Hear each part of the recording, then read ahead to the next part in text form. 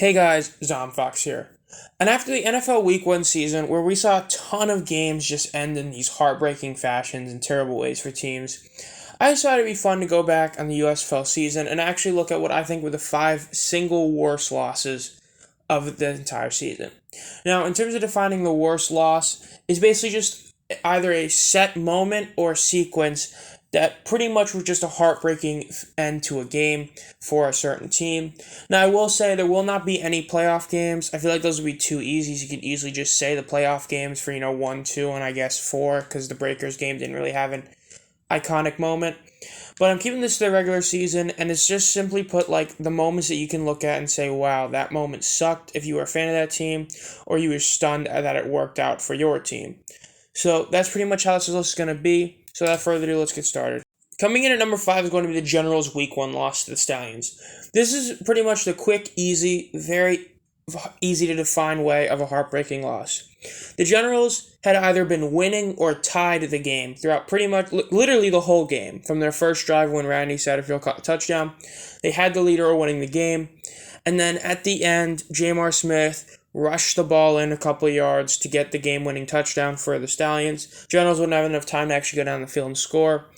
Essentially, it was literally the easiest, simple, cut and dry, that's a heartbreaking loss.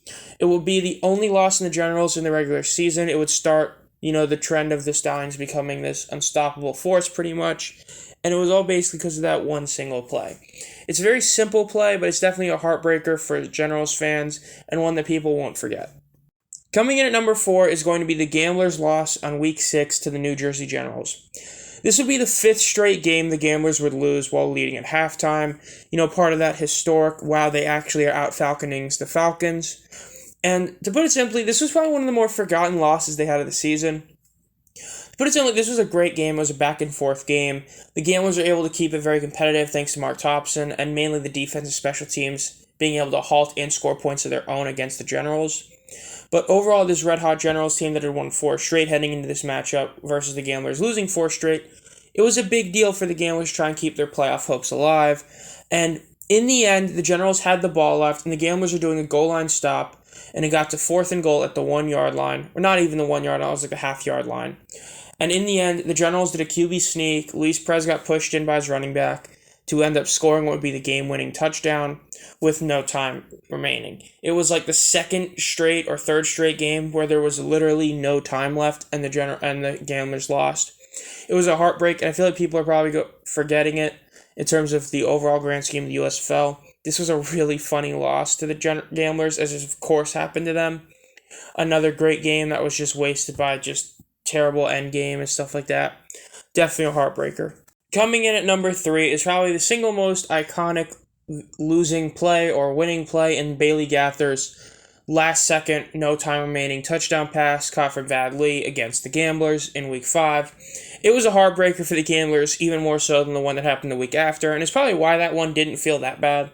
Put simply, at the time, the Maulers were the only team that didn't have a win, as they had lost to the Michigan Panthers during that time.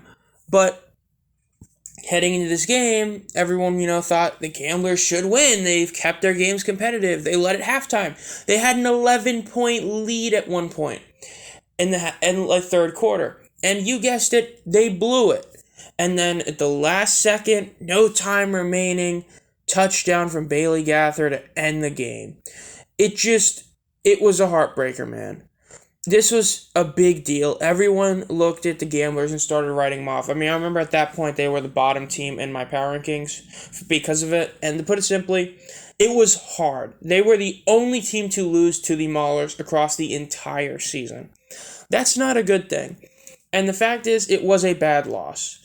And it was definitely a heartbreaker for the Gamblers. I don't think it's really the most heartbreaking loss of the season, though. I think there were 2 that were more heartbreaking or just gut-wrenching, worst losses, but this is without a doubt the single most iconic and memorable of all of them. Coming in at number 2 is going to be the Stallions' loss in Week 9 against the Houston Gamblers. Yes, again, the Gamblers are appearing on almost every spot of this list, but once again, there is a reason.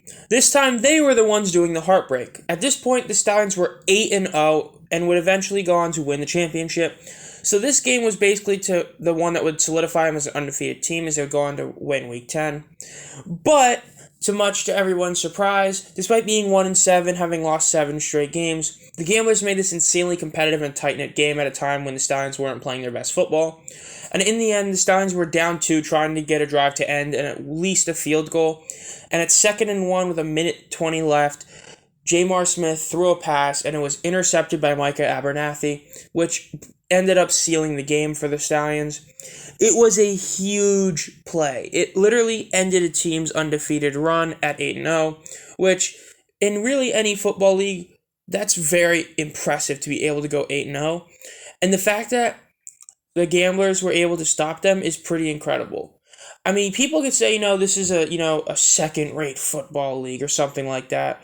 But, I mean, even in college football, when you think about it, I mean, like last year in the 2021 season, you had 3 teams that were undefeated, and none of them were the teams you'd expect. It was like UTSA, Wake Forest, and Cincinnati, and they all eventually lost at some point.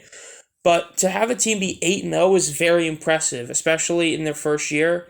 And then to lose to a team that had lost 7 straight games by blowing halftime leads every week, it's incredible. It was a heartbreaking loss for the Stallions. Definitely deserves to be number 2. But there is one that is worse. Coming in at number 1, and I don't think this should be a surprise, is the Panthers' loss in Week 4 to Philadelphia Stars. At this point, the Panthers were kind of a team that everyone viewed as a defensive stalwart. They had been the only team to shut out someone when they shut out the Maulers 24-0 a couple weeks ago. They were 1-2, and this was going to put them at 500 and put them above the Stars in their division race. Because it was a 21-yard field goal attempt. Now, there are 2 very, very, very, very, very important things to know about this play. One, the team was at 1st and goal at the 3-yard line with 2 timeouts left and 20 seconds left. And they Fisher decided to run the clock out. That alone is already insanely stupid. You can just do a QB sneak literally 1 or 2 times, and then you can either get a touchdown or make it an even shorter yard field goal and make it a 19-yarder or an 18-yarder. Note, making it 2 yards shorter is a big deal. Number 2, their kicker wasn't even a real kicker. Michael Carrizosha was a punter. The only reason he was kicking was because Fisher was trying to circumvent the lesser roster space the USFL had, instead of a 53-man roster, it was 40, because he wanted to keep one player to both kicker and punter to save a roster spot. Despite the fact that Carrizosha was a terrible kicker. He was basically done after this week, and in terms of his career stats in the USFL, of the 6 kicks he attempted, he made 1. He made 1 of 6 kicks. That's horrid. Now, the thing is, it's not like this is a terrible idea. Luis Aguilar of the Philadelphia Stars came in to replace a different kicker on the Stars, and Aguilar was actually a very solid kicker. He would end up going perfect in extra points, 19 for 19. He'd go 8 for 10 on field goals. And in terms of punting, he was a solid punter as well, as he would end up having some of the most yards and stuff like that. So the idea that this was a good idea is insane. I mean, man, I don't know what to say. This was just a really, really dumb idea from this team. It just ended up not working whatsoever to have Michael Carrizosha be it. He wasn't as good as Luis Aguilar doing both, and for whatever reason, they just decided, why not have him? And then they kicked the field goal, and then wouldn't you guess it, it misses. And the worst part is, as you can see, it hit the upright. So literally, if they were 2 yards closer, which they would have been if they had just done 2 QB sneaks, it would have gone in. It was without a doubt the dumbest play call and dumbest time management of the entire season. Yeah, the Bandits played the Stars a couple weeks later and had some really bad play calls in the red zone, which cost them the game. But this was a horrid decision. I made a whole video about it because of how terrible it was. If you want to go check it out. It's just, especially being a Panthers fan, this sucked watching, staying up to watch this, because this was at 1 a.m., I believe, when this happened, in Eastern Standard Time.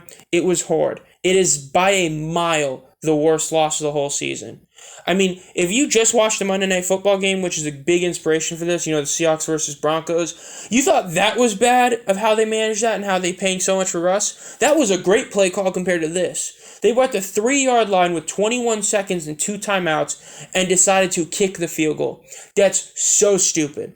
This was a terrible play calls, awful. Without doubt, the worst loss. So that's my list of the 5 worst losses of the 2022 USFL season. There's a couple others that were close. As I said, that Bandits game against the Stars is pretty close. The Panthers in week 1 pretty much lost in a couple, literally at the end as well. The Gamblers, basically the whole season. But I think that overall these 5, I think, are the worst. If you guys have any opinions on that, let me know down in the comments below.